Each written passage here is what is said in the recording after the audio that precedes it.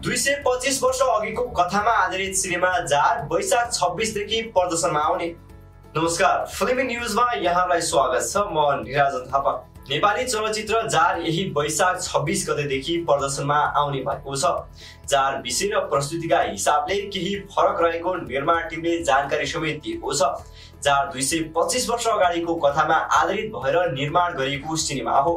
यो विषय अहिले यदाकता अस्तित्वमा रहे तापनि जार प्रथा भने प्रचलनमा रहेको छैन। सन् 1800 को दशकमा नेपाली समाजमा घटेको यथार्थ घटनामा आधारित हुनेछ सिनेमा जार। जार साहित्यकार इन्द्रबहादुर राईको ऐतिहासिक कथामा आधारित सिनेमा हो। यो सिनेमाले हाम्रो इतिहाससँगको साक्षात्कार गराउनुको साथै समाजमा हराउँदै गएका परम्परा र सम्बन्धका विविध पाटा देखाउने निर्देशक फुरुवा लामाले बताएका छन्। मैले सानैदेखि सुन्दै आएको यो कथाले सधैँ झकझकाइरहन्थ्यो। नेपाली समाजमा यस्तै नेपाली भाषा समुदायमा जहाँसुकै गए पनि एउटै भावना पाइन्छ, निर्देशक लामाले भने। जारले हाम्रो समाजको भोगाई निर्दोषता र त्यति बेला प्रचलित मितेरी साइनोलाई समेत जगारण गर्नेछ।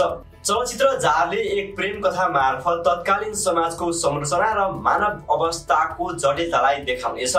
कथाका पात्र ठुली र रुद्रमान मार्फत दर्शकले त्यति बेलाको प्रेम सम्बन्ध र समाजको कठोर वास्तविकता देख्न पाउनेछन्। सिनेमामा देखाइने मितेरी साइनो जस्ता सामाजिक परम्पराहरू अहिलेका नयाँ पुस्ताले थोरै मात्र बुझेका छन्।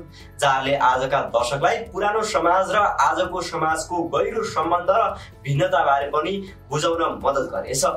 सिक्किमका विभिन्न स्थानमा छायाङ्कन गरिएको यस चलचित्रमा सौगात मल्ल, अनुविक्रम शाही, अभिनेत्री गीताञ्जली थापा लगायतका कलाकारहरूको मुख्य भूमिका रहेको छ। सिनेमा जार नेपाल र भारत सहित अन्तर्राष्ट्रिय बजारमा एकसाथ प्रदर्शनमा आउने निर्माण टिमले जनाएको छ। यो सिनेमा प्रदर्शनको लागि नेपालभित्र एप्पल इन्टरटेनमेन्ट, रिच इन्टरटेनमेन्ट र एफटी कम्पनीले वितरणको जिम्मा लिएको छ भने अन्तर्राष्ट्रिय वितरकको रूपमा 7 सिज सिनेमाले गर्नेछ। फिल्मी समाचार अहिलेलाई तिनी हाम्रो युट्युब च्यानल हेर्दै गर्नुहोला। नमस्कार।